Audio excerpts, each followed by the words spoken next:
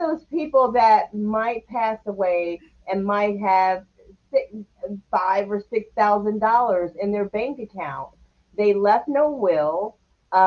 They have heirs, and now their heirs have to spend money and find ways to get those things that could have been passed down easily if you had that person done estate planning.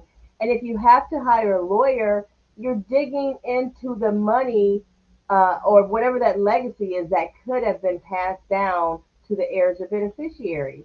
So people think like just because it's a little, that doesn't mean it's nothing. Look, Tracy says, look, I use them every year. I'm leaving nothing. She's not leaving not one frequent flyer mile behind. She's going to make You sure she know, taps into every single ounce. I don't blame Um, you.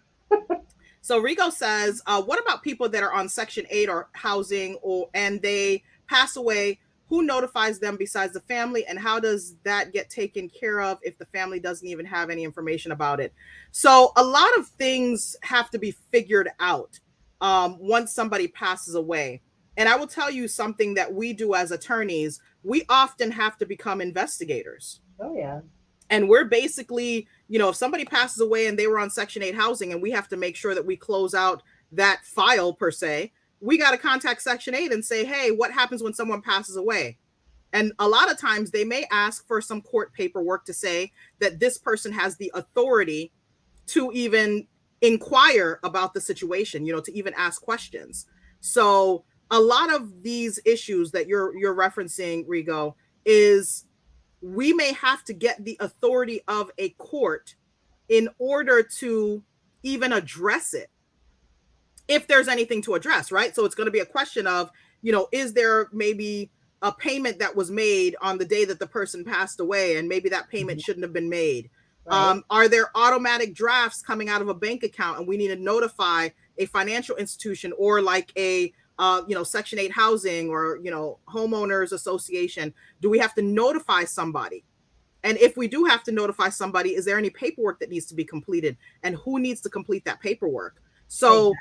I think it's important to understand that there may be layers to this conversation, but for someone to say that they have nothing, it gives me very great concern, because I can go down an inventory of things and I'm certain that every single person that I can think of will at least be able to check something off the list, which means either a will would be needed if you pass away, or Hmm. if it's a matter of you becoming unable to handle your daily affairs and you need like a power of attorney or something, then you need to have a power of attorney in place.